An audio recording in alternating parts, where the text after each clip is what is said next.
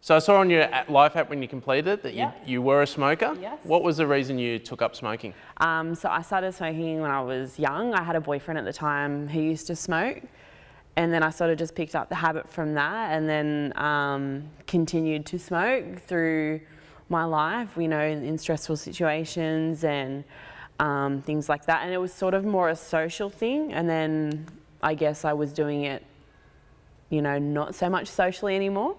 So yeah, I gave that up about a year and a half ago now. Excellent. Yeah. So what was it like to quit? What was your trigger to making the decision?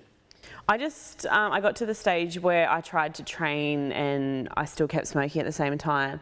And then I just realised that it was just having a major effect on my training, and I would get really out of breath, and I've always been quite athletic, so that was sort of scary for me. It was really expensive, and I mean, my family knew that I was smoking as well, and my dad's a heavy smoker, and he was really sort of disappointed that his daughter started smoking and things like that. So Okay, so growing up with your father smoking, did that change your views of smoking? Did it normalise it, or? well, yeah, I guess you know, that's the way I've grown up. He's always been a smoker, so I sort of, you know, didn't know anything different. So yeah, I knew when my dad got stressed or upset that he'd go outside and have a fag, and then I sort of started to, you know, be in the same sort of mentality, whereas if I would get stressed out, I'd be like, okay, well, I'll go and have a fag as well. I'd go, you know.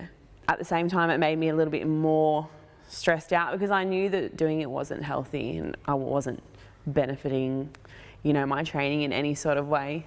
So when you look at quitting, how important was the support structure? So you spoke about your friends were all smoking.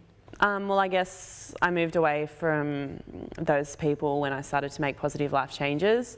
It was hard for me. And then also, like, my family always wanted me to give up. They thought it was silly that I was smoking, you know, to begin with.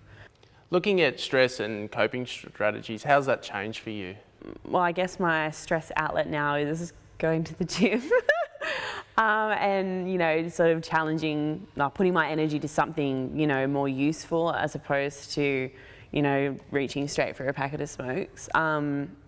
I did go through a phase where I tried to give up and then, you know, got really stressed out, and then I'd go and have a smoke, and then I got like halfway through it and I'm like, this is not helping me at all. I actually felt worse.